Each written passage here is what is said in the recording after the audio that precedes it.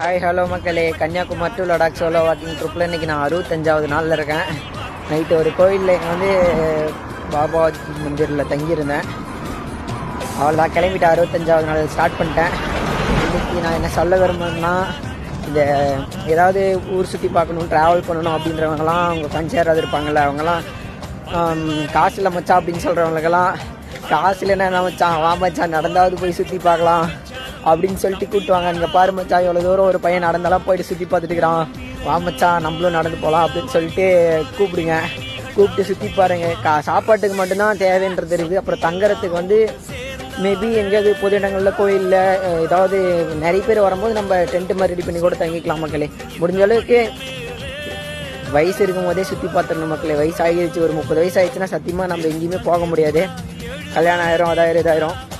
இருக்கும் போதே வாலிபத்தை வாழ்ந்துக்குவாங்க மக்களே. தேங்க்யூ மக்களே, பாய்.